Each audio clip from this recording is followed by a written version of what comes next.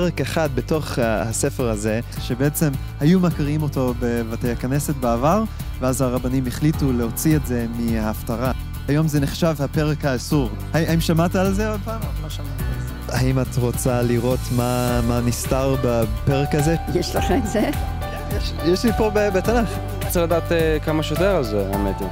בעצם בגלל זה אנחנו עושים את התוכנית הזאת, כי רוב האנשים לא קראו את הפרק הזה בכלל, כי לא קוראים את זה עוד בבתי הכנסת. הפרק הוא ישעיהו נ"ג, נבואה מאוד חשובה על מי המשיח יהיה, ולמשך 1,700 שנים, מאז שהוא כתב את זה, כמעט כל הרבנים וחז"ל האמינו שזה פרק שמדבר על המשיח.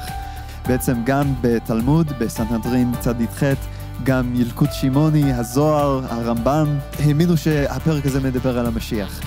אז עכשיו אנחנו מגיעים לקטע הכי כיפי, שאנחנו נקרא כמה קטעים מאותו פרק ונראה על מה זה מדבר. זה וחדל אישים, איש מכאובות וידוע חולי, וכמסתר פנים ממנו נבזה ולא חשבנוהו. הוא היה בזוי ודחוי על ידי בני אדם, איש שידע כאבים ומחלות. הוא היה כמו אדם שמסתירים ממנו את הפנים, בזוי וחסר ערך בעינינו. שזה מדבר העניין הזה על המשיח. זה חזק מאוד. אדם כמו שכתוב בזוי ודחוי על ידי החרבה.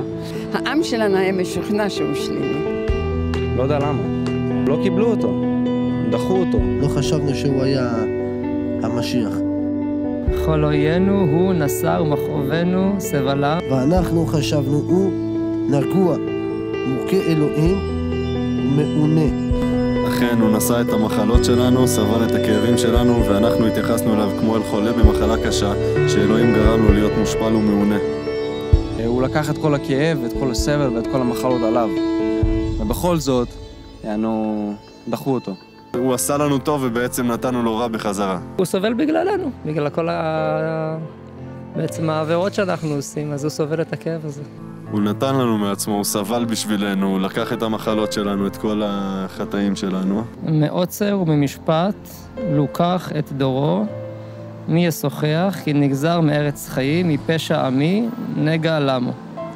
ויתן את רשעים קברו ואת עשיר במותיו, על לא חמס עשה ולא מרמה בפיו. בפסוק 12 כתוב, תחת אשר הערה למוות נפשו. מה התוצאה של הסבל שלו בסופו של דבר?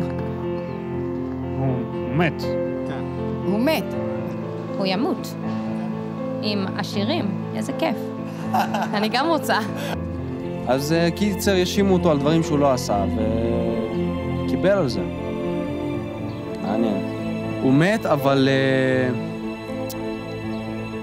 לא מוות עם כבוד. קודם כל, האם זה משהו ששמעת על המשיח, שכל הדברים האלה אמורים לקרות לו? לא. זה לא. יש גם את התיאור הזה, לא רק בפסוקים אלה, אבל גם בזכריה, בדניאל, במקומות אחרים, וגם הרבנים העתיקים הבינו שהמשיח אמור לסבול. והוא מחולל מפשענו, מדוכא מעוונותינו, מוסר שלומנו עליו, ובחבורתו נרפא לנו. כולנו כצאן טעינו, איש לדרכו פנינו, והשם הפגיע בו את עוון כולנו. אבל הוא נפצע בגלל הפשעים שלנו, בגלל החטאים שלנו, הושפל, נענש כדי שלנו יהיה שלום, בזכות הפצע שלו נרפאנו.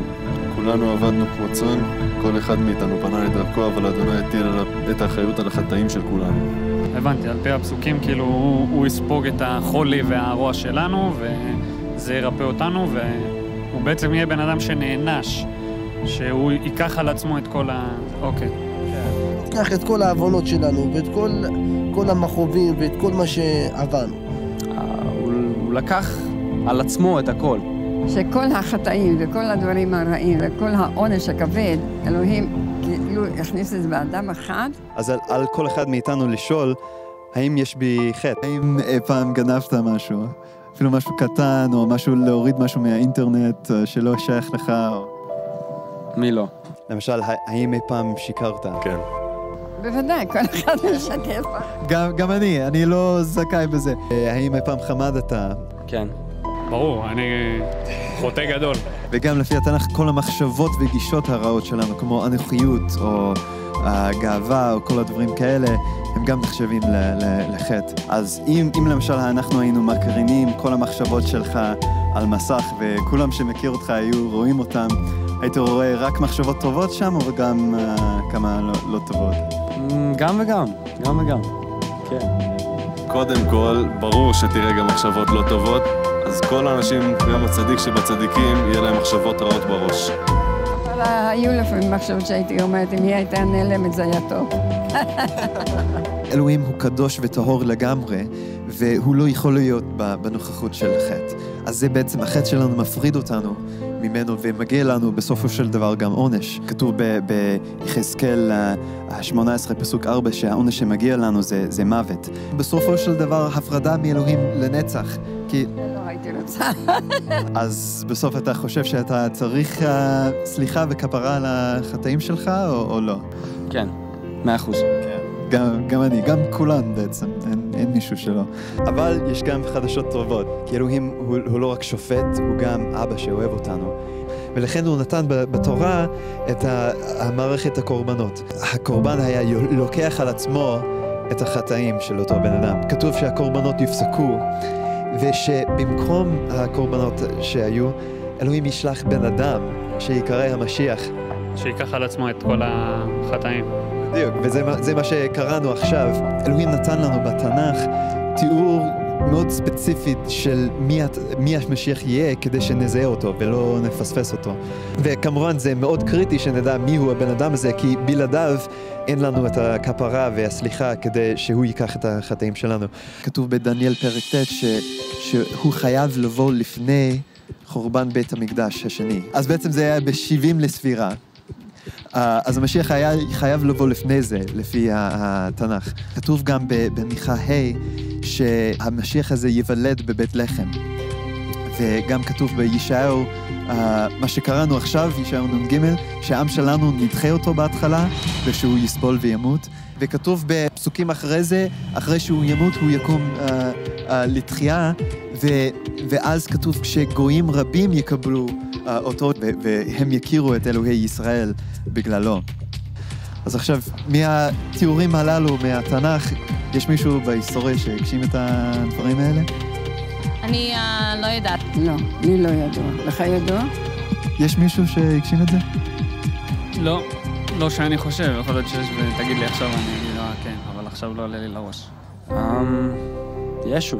שמע, שוב אני חייב להזכיר שאני לא מאמין בזה בכלל, אבל לפי הסיפורים וכל מה ששמעתי, כן, זה מתאים לישוע. עשו ממנו איש קטן לאיש גדול, שהוא בעצם כן עשה מעשים טובים, והוציאו אותו בדיוק ההפך. תראה, אני מאמין שישוע, שבא לפני חורבן בית המקדש, שהוא הגשים את אלה בדיוק. הוא בא לפני 70 לספירה, הוא נולד בבית לחם, שהעם שלנו דחה אותו, הוא סבל ומת, אבל הוא קם לתחייה. היו 500 אנשים יהודים שראו אותו חי אחרי שהוא מת, והם כתבו עליו, וגם כמובן הגויים קיבלו אותו אפילו מיליארדים, והמשיח אמר, אני אקח את זה על עצמי, כל הסבל והעונש שהיה מגיע לכם, אני אקח את זה על עצמי. אבל כדי לקבל את זה, אנחנו חייבים לעשות מה שהיו עושים אז. מתוודים על החטאים, מצטערים עליהם, להתחייב לא לעשות אותם עוד, וגם להאמין ולהעביר את החטאים שלנו עליו. רק אם אנחנו נאמין באותו משיח ונקבל אותו, אז הוא יקבל את כל החטא שלנו על עצמו. לא נראה לי ששמעתי את הדברים האלה בגלל שהנושא מגיע לישו, כבר יש כזה מחסום, שלא רוצים אפילו לחשוב על זה, לא רוצים לפתוח את הראש, להיות, באמת, להביא לזה מחשבה קצת. אז לא יודע, מסתכלים עליו כאילו, כן, כמו שכתוב בפסוק הזה, שדחו אותו.